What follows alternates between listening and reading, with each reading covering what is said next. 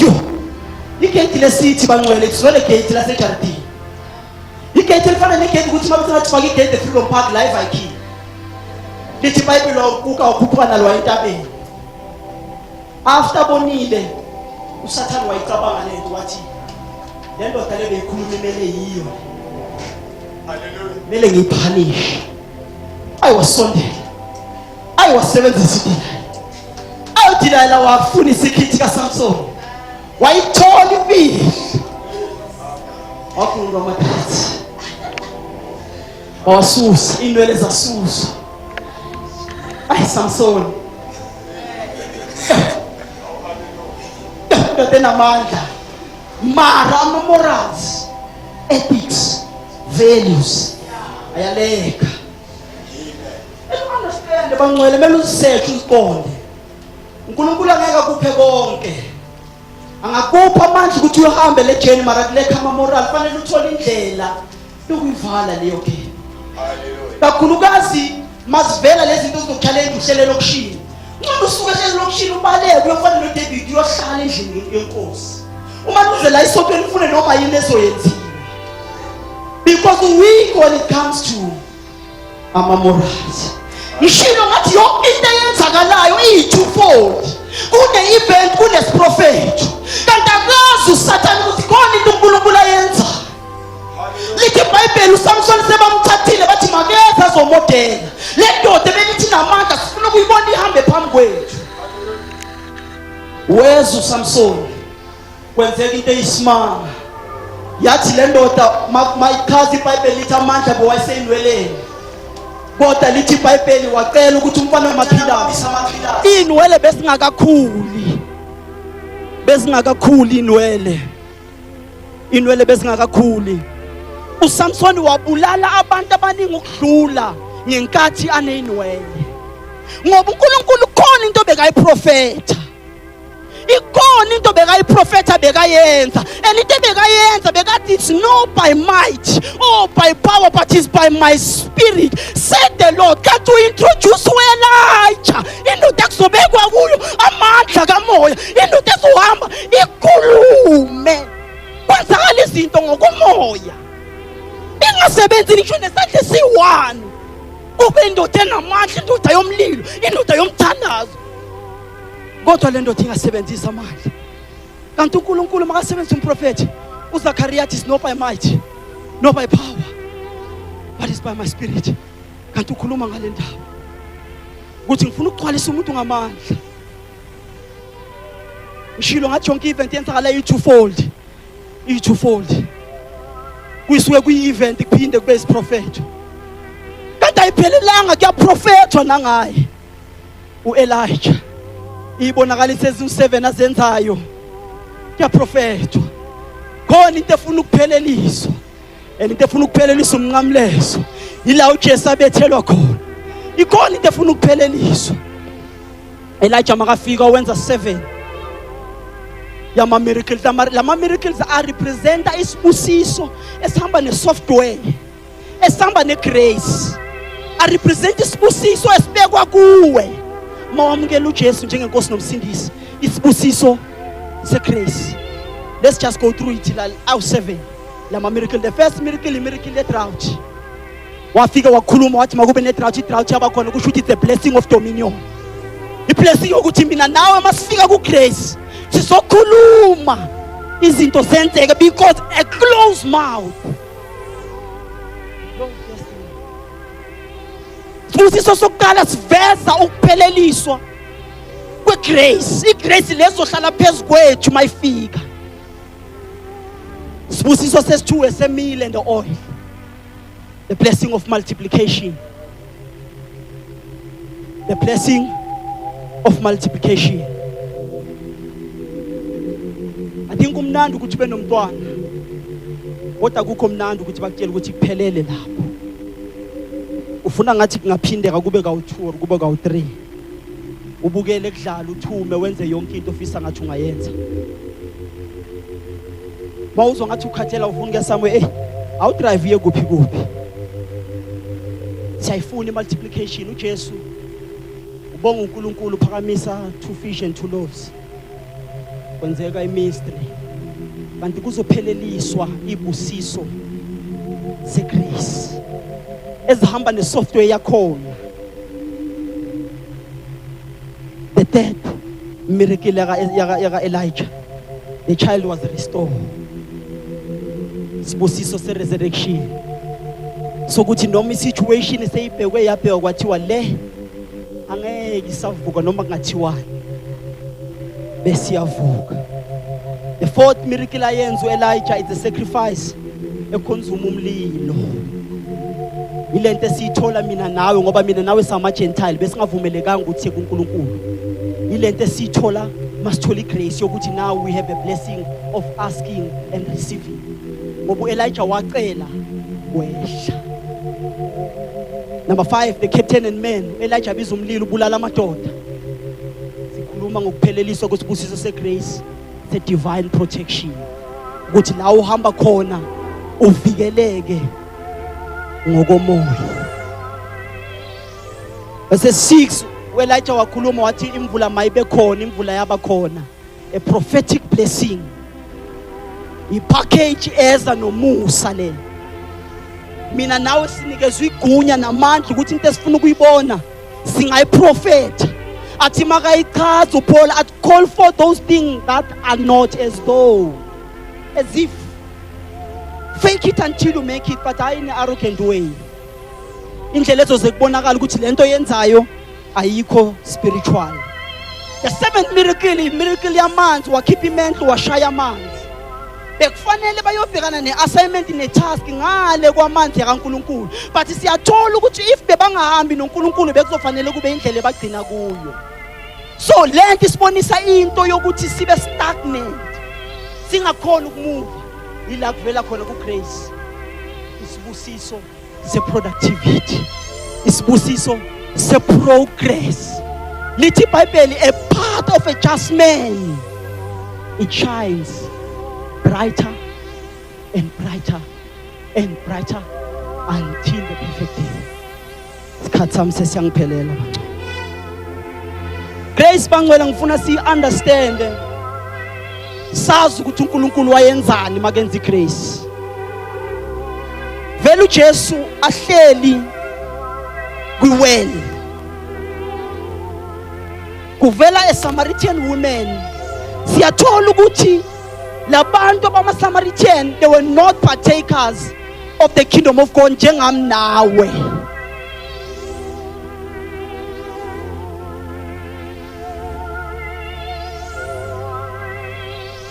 Incwadi neJudges sizongena kuyaka Ruth. Abasama partaker labantu. uJesu bayaconversa nalo wesifazana. uJesu umtshela ngamanzi yonke lento lezo. But into ekuyimystery ekhulunywa la uJesu uthi unaba ube namadoda awu-10, ube namadoda awu-5, I mean to say. Uthi but even nalo nayo akusiyone yakho. Yazi the scripture all the time mangisifunda ngisizwe umuntu asikhuluma bengizitshela ukuthi labantu bayi-5. I always thought kanti uJesu uthi you had 5 husbands, you had, but even the one that you have now akusiyone yakho. eBhayibheli linenye into ke eyimystery ngendaba yamanamba angazi ukuthi kanjani. Yenye into engiyenza ukuthi ngibe convinced ukuthi lento ayikwazi ukubhala umuntu ibhala uNkulunkulu because of i-reputation yamanamba ne-consistency yawo imystery bangcwele. Mawufunda in the book of Ruth siyathola ukuthi lapha encwadini kaRuth ama-character lapha awu-6 and kukhulunywa ngama-husband ngapha awu-6. Sesizovala incwadi kaRuth isongena kaSamuel bese ngiyarepa. I-6 esibhekane nayo la. Uthi uJesu hayibo awubize ihusband yakho. Lo wesifazana angayibizi aqhubeka lalela. Samtshela ukuthi lento engiyikhuluma nawe la into efihliwe. Lo wesifazana athi umprofeti oruyini. Because le ntaba lesikuyo ngiyayazi kwakuyintaba kakuthandazwa kuyo namanje kusathandazwa kuyo. uJesu athi wena ungitshela ngento yakudala. Ngithi mina the hour has come that those who worship him shall worship him in truth and in spirit. Akhuluma ngawo wonke umuntu ozofaka endlini kaNkulunkulu afakwa ngegrace.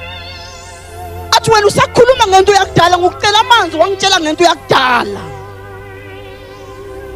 Kahle kahle lo muntu engithi uhlala naye engasiyena umyeni wakho igrace lesikhuluma ngayo. Because of angabethelwa ayika-release, then you can't be married to that man. That man is not yours.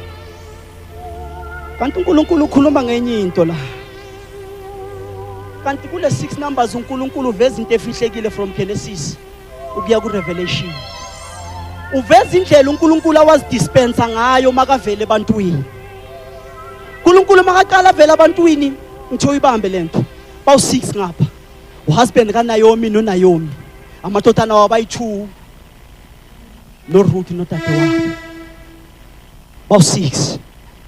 And yonke le 6 yangapha kuRuth ne 6 yangapha represent into eyi1.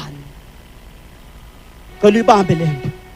I representa I dispensation kaNkulunkulu, indlela uNkulunkulu waziveza ngayo emhlabeni. Makaqala uNkulunkulu waziveza through innocent. Ukuthi ngifuna nihlale nibe ngcwele nenze the way ngifuna ukuthi nenze ngakhona. Yasuka leyo dispensation kwavela yes2. Es2 mayivela kuvela ihuman government. Sesikhuluma ngamadodana wakhe, the first one and the second. Kuvela ihuman government. Isuka ihuman government kuvela the third one, the third dispensation. The third dispensation kuvela the law. uMoses anikeza umthetho. Sisathi sayibhekile the third one kuvela the fourth one. uNkulunkulu enza ithembiso through uMoses and through abaprofeti. Ukuthi ngizonisa ezweni nginisuse ezweni nginise kwelinye ilizwe likamoya. The promise. The fifth one uvela conscious. uNaomi loyo. uNaomi because uNaomi uyena wayiguide uRuth. Kuyo yonke into uRuth wayenza wayiguide uNaomi because of mawuqhubeka ufunda uEzekiel ufunda noJeremiah siyathola uNkulunkulu athi ngifuna ukwenza into entsha. Ngifuna ukwenza into ukuthi ngihlale enhlizweni yomuntu ngizokhipha inhliziyo yeje ngifake yenyama. Ngizothatha lo mthetho ngiubhale phakathi kuwazi. uNkulunkulu introduce enyini. Bese kuvele lo husband we6. Lo husband lo ekuGrace. Kuvela uRuth. uRuth waba drafted kwigenealogy yakaJesu. Angasiyo yena umIsraelite. Wahlangana waba khona ekuzalweni kwilineage uJesu azalwa kuye. Mara uRuth ungasiyena umIsraelite. Awumowabi umuntu ovela le Samuel. Wathatha wahlanganiswa ama ingredient ukuze kuvele uJesu. Wenzelwe inceba uNkulunkulu. Umusa. uJesu makhuluma nalo sifazane uthi le hour seyifikile. La engizothatha nina ama-Gentile nginibizele kimi. Nizohlangana nami niba ama-partakers weGrace. Yapheleliswa iGrace nokwambulwa kwayo mawufika in the book of Ruth. After the book of Ruth, 1 Samuel no 2 Samuel kuvele enyini. Kuvele iquestion eyi1 ukuthi iGrace why ibalulekile. Kuvela nje just one ukuthi umusa why umusa ubaluleke kanje. Ngiyambule lento. Umusa ubalulekile because of is the bridge that connects me and you with God. Without umusa mina nawe asqualify ukuthi siba ama-partaker wezinto zikaNkulunkulu. Without umusa lempilo we cannot even fake it unless khona ukuthi siphile. That is why umusa ubalekile. Umusa ubalekile for one reason. Umusa yiyo into esenza ukuthi sikhona ukuyendumisweni. Na uNkulunkulu siyazi ukuthi ayikho into ayithanda njengendumiso. Wayesekhathele ingilosi ezulwini zimdumisa for ukwenza umuntu. Wayesefuna ukuthi kube khona enye indumiso ezovela emhlabeni ize phezulu. Futhi wayesekhathele ama-Israelite. Abantu abathi mabadumisa baphakamisa izandla. Wayesefuna kuvele mina nawe sivele sizilahlelele. umuntu akhuluma angazi nokuthi uthini. Kanti leyo nto leyo if bekuyikhala uNkulunkulu bekathi uthi makabheke iAfrika, iAfrika yonke iblue. Indumiso yakhuphuka kuNkulunkulu. Ngeke ngithathe indumiso ngithashile izolo. But ngifuna wazi into eyi-1 ngoDavide makathi uworshipa ka7. Ngifuna wazi into eyi-1 uDavide makathi uworshipa ka7 wenza ireference to amagama kaNkulunkulu awu7. Elinye lawo El Shaddai. uDavide wahlala phansi wayibona lento ukuthi mangivuka ekseni ngathi uEl Shaddai konke ngikudingayo for isuku ngizokuthola, but khona amanye ama-areas angeke abe covered. Angeke ngize ngibe namandla because of uNkulunkulu wamandla uJehova Tsikenu. So mangazange ngithi Jehova Tsikenu angeke ayehla manje, but uzoba uNkulunkulu El Shaddai ukuthi wathi ephe ngidingayo ngizoyithola. uDavid wabona ukuthi no ngwashaya wonke wa7 ngizovuka ngithi Jehova El Shaddai, ngivuke ngithi uthi ngwabale wonke. Inzima indumiso hey. Abantu abakhulile bazi-understand lento. Ifana ne-intimacy.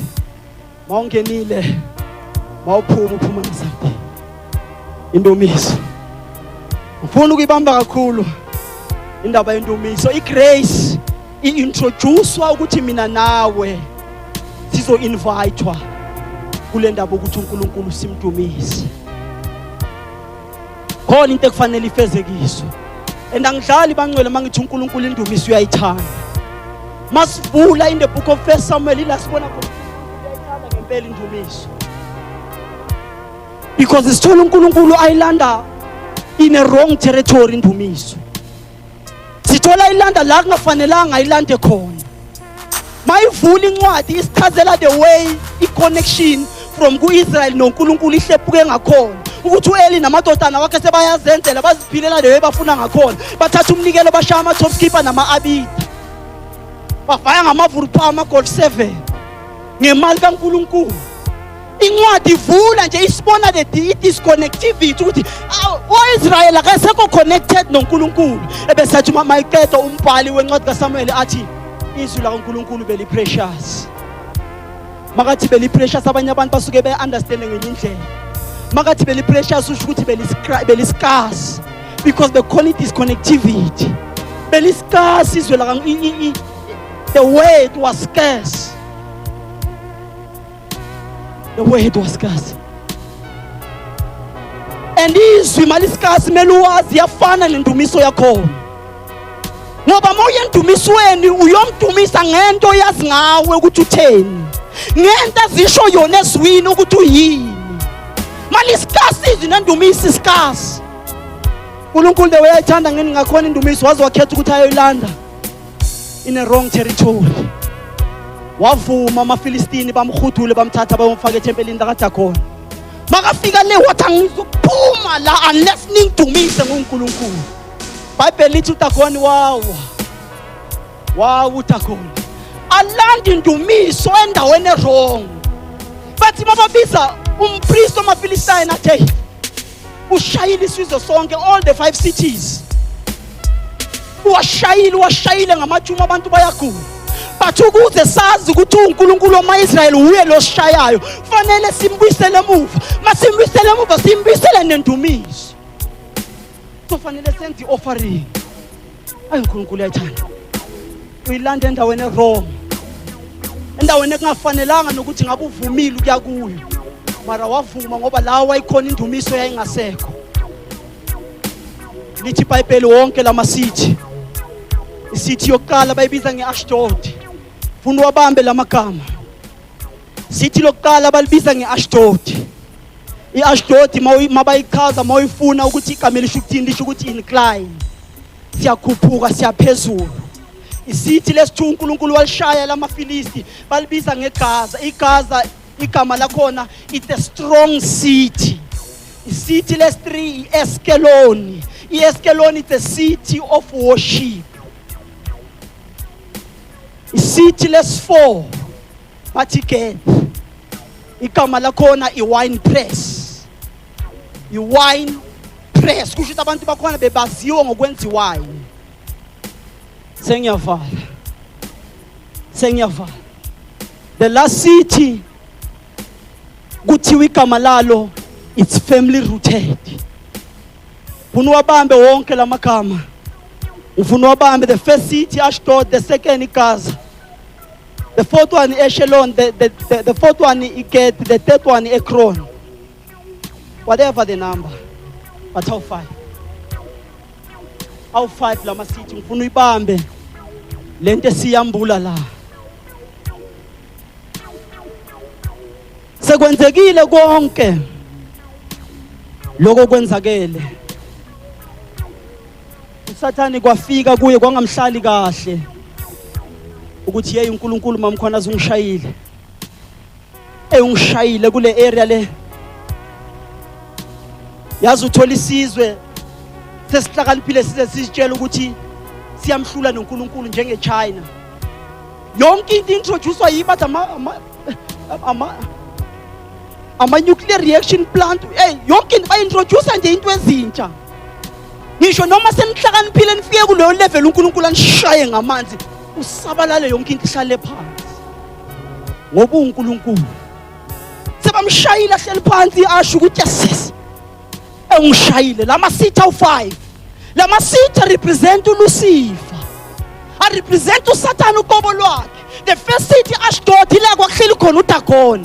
uDagon urepresenta yena ngoba ukuze bamenze uye wabayenzisa uDagon. Uye ayifike lento ukuthi ungishayile lo muntu. Masikhuphuka nazo le incwadi uyathola ukuthi akalitholi ithempele lazo ziphindiselela khona. Ngoba uSathane use kakhulu bangcwele. Yonke into esimbona yenza la emhlabeni usuka duplicate into ekhona ezulwini. Athi ngifuna ukumshaya bewe yangishaye ngakhona. Ngifuna ukumshaya masikaza serious abo 5. Azowafila manje angalitholi isondo. Alifuni isondo kufika oIsaya, kufika oNahum, kufika oMalachi, isonto alifiki. Kufika uSolomon makafika angenzi lesonto alifunayo. Avele enze ibheke ibox shape. Athi hayi ngifuna into engizokushana uyifile. Ngifuna uyizwe the way ungizwise ngakhona nawe ngifuna ukuthi ihlale kanjalo. Phela la ungishayile 5 cities. Bathi abantu banamathuma banayo yonke into. Athi umpriest makafika athi thathani inkomo ezingakazi zasetshenziswa ezincelisayo futhi. So that sizobona ukuthi uNkulunkulu wamaIsrayeli oshayayo noma cha.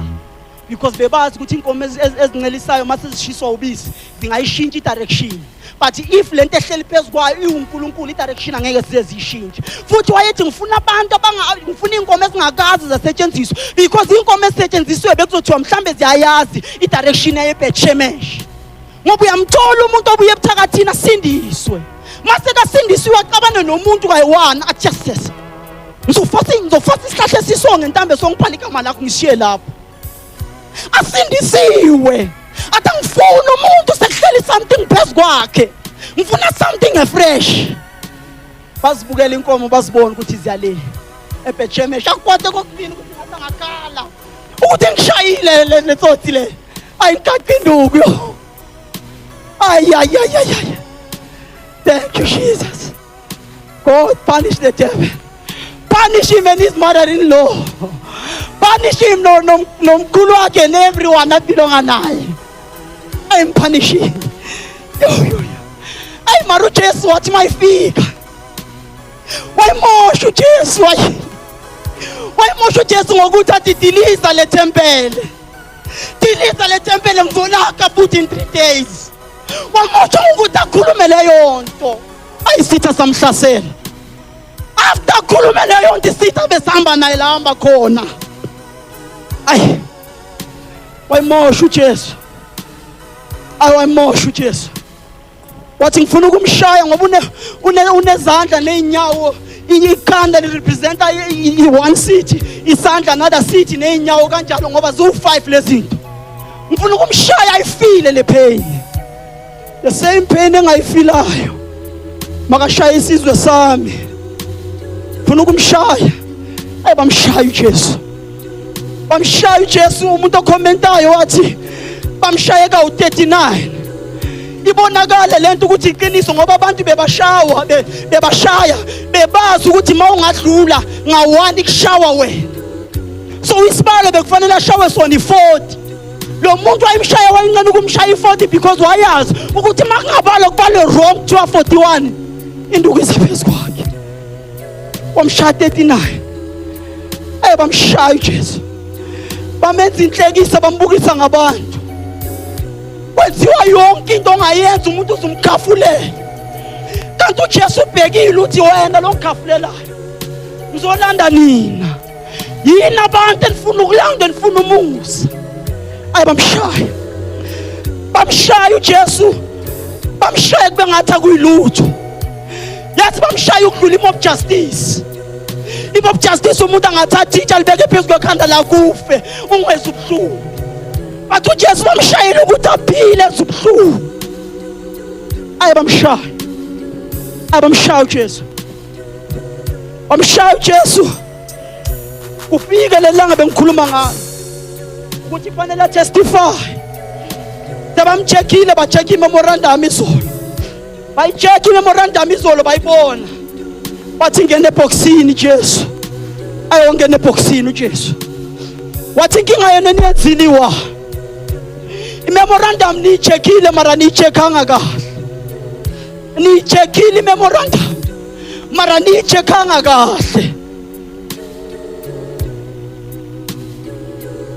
Athi beku-right ukuthi ningishaye. Beku-right ukuthi nenze nanoma ngabe yini enifuna ukuyenza phezulu kwami. Athi but problem yeni iwana azange niyicheck imemorandum. Nifunde nidlula nje. Ukhona into ekhona efihliwe lapha. Athi ngiyabona mawungishaya ningibeke phansi ningibethelele. Beku-right mawushaya ikhanda lami. Usiphindiselela for isizwe sakhe engashaya sase-Ashdod. Kuhle futhi ngoba lesizwe sasithi it's a city on an Abbey hill and the city and the temple likaDagon. Beku-right ukuthi ningishaya ikhanda. Beku-right ukuthi ningithwalise umqhele wamefa. Athi kodwa khona into eningayijekanga kumemorandum. Lento eningayijekanga inibulalisile. Ngoba ngasho mina mangikhuluma ngathi if I be lifted up I shall draw men unto me. If I be lifted up I shall draw men unto me. Kanti la maskazi uJesu abambeke wona amaskazi arepresent abapostoli. Amaskazi arepresent abantu abazolandwa ebathi uJesu mabamphakamisa. Kanti ubizwa uPaul indoda egijimisa uJesu ithi yamshaya. Ithe mayihlangana nayo sezwa ngayithi Lord ingamazi uJesu ibulala abantwana bakhe. Mayihlangana naye first thing eshoyo ithi Lord. Kanti umshaya kanje ungishaya ekhanda kanti ikhanda lirepresent abapostoli abantu engizobalanda ngoba kumemorandum ngishilo ngathi if I be lifted I shall draw men unto me. I shall draw men unto me. When you lift me up I will draw men unto me. Ngibiza abapostoli sizwe Paul athi ngiyayazi imfihlo yokuthi kube khona nokuthi kungabi khona. I know ukuthi kube khona nokuthi kungabi khona. Athi bekukuhle manje ngishayela phansi. Manje ngishaya nibethelela isandla sami sokudla. Ethi iBhayibheli isandla sirepresent uNkulunkulu. Athi beku-right. Nimoshe ngento yodwa. Nimoshe ngokuthi ningiphakamise. Ngoba ngishilo ngathi if I be lifted up I shall draw men unto me. Kanti usho uNkulunkulu lesandla sibiza abavangeli, sibiza abantu abazoba strong, abazogijimiswe lonke. Bashumayele ubukhona kaNkulunkulu. Abantu abafana nabo Mateo. Athi Mateo ngihambe noJesu. Kodwa into engiyiwana engiyifundile ukuthi seek the kingdom of God and everything shall be added unto you. Athi uJohn into eyiwana engiyifundile ukuthi in the beginning was the word anifundanga imemorandum bekurathi ningishaye ngilele phansi athi ngoba njema ningiphakamisa lesandla lesi sirepresent abavangeli amadoda afana noStefane base bayishayile ngamatshe basitshela ukuthi kuqediwe ngayo kusaphumizwe ematsheni athi ngiyawubona amazulu avuleka athi bekurathi mangilele phansi manje ushaya isandla sami saka left it was okay but umoshe ngokuthi ungayifundi memorandum ngoba ngishilo ngathi manje ngiphakamisa when you lift me up sandla sami sokudla sibiza bo pastor sibiza amadoda afana noFilimon amadoda afana noTimothy bathi wozani nizophelelisa icebo la kaNkulunkulu athi beku-right it was okay ukuthi ningishaye as long as ningilelise phansi bathi nimosha ukuthi ningiphakamise athi ngiyazi mawungigwaza la ungikazela isizwe sakho saseGet esewayini kwaphuma amanzi la kanti makuphuma amanzi la manzi arepresent abaprofeti kurepresent abantu abazobizwa bazohamba according to gospel kaNkulunkulu abantu kuzohlala phezu kwabo something kaNkulunkulu benze the way uNkulunkulu afuna ngakhona athi it was okay it was good ukuthi ningishaye ngilele phansi athi inkinga wane niyenzile ukuthi ningiphakamise kanti mawungishaya inyawo ukhuluma ungishayela isithi yakho ebathi family rooted ukhuluma ngothisha because othisha baphethe enye attitude athi umuntu makamchaza umuntu ongithisha athi ufana nenje encane yaziyo ehlala ngongakamakhe eyayiphuma njalo incane iyobanga impi kwenye inje ngale kwamakhe njalo iyobanga leyo mpi iphinde ibuyele emuva bathi kodwa ilanga laba yi1 lenja lemakufanele ibuyele emuva azange isahlehla yaya phambili kuphela ngoba abantu abazoba bothisha abantu ekufanele bame bathi noma sebashayiwe bakhuluma izwi la kaNkulunkulu athi beku-right ukuthi ningishaye mangilele phansi but problem ukuthi ningishaye niphinde ningiphakamise ngoba ngishilo ngathi manje ningiphakamise I will draw men unto me uNkulunkulu uJesu akhuluma ngokupheleliswa kwebandla akhuluma nge5-fold iministry uJesu lafika le third day kufanele aphume ngalo wathi makaphuma phuma uphethe ikhiya athi kuPeter Peter nazi ikhiya uPeter makazibamba ikhiya athi uthi uyaziphenya the first key ayibonayo sithi isikhiya we are now more than conquerors because of asalwi from the defending point. Before we were conquerors behanga phansi kweinyawo zethu but time now tubonga muzwa kunyakazisa kushiftisa ngaphansi kweinyawo but uthi manje nginise singeni where you will be more than conquerors nginisa ku level athi Paul makayichaza le level athi we are seated far above, we are seated in the heavenly places. Jesus is Lord and be blessed.